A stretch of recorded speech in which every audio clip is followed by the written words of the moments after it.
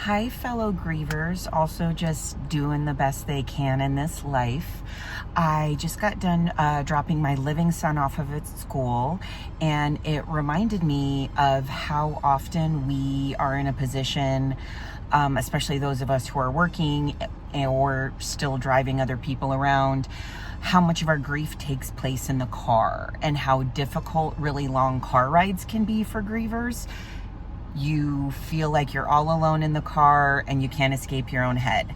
So I have come up with a protocol when I feel emotionally overwhelmed while I'm driving. I live in a city full of freeways, and freeways are just a part of life. So here's my protocol. If I'm feeling overwhelmed by grief in the car, the first thing I ask myself is, do I need to pull over? In my first year of grief, I would get so emotionally overwhelmed that I didn't feel that it was safe for me to continue driving, especially at high speeds. Now that I'm at almost 3 years post-loss, it's not common that I still need to pull over, but every once in a while. Now I'm at a stage of integrated grief, which means my grief has become part of my daily life and it doesn't have to be a monotask that I focus on. So at this stage, I don't need to pull over. You decide what's best for you.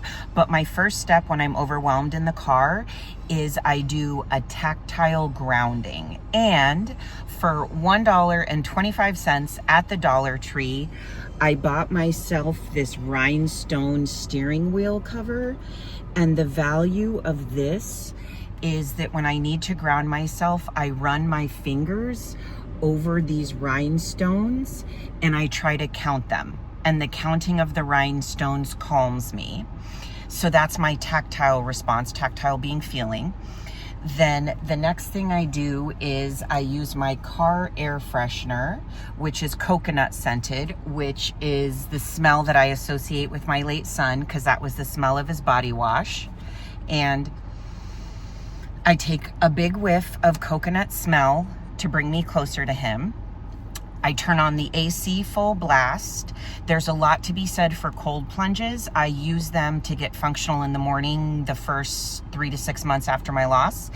I turn up the AC full blast and I focus on the cold air going in. Then, most importantly, I keep pictures. This is a button of my late son. And then I keep one here. This is my baby. And I use my fingers and I touch the smoothness of these photos to also ground me. So I look at my boy. I have stickers here of doves, and they're the same decals that I have on his headstone.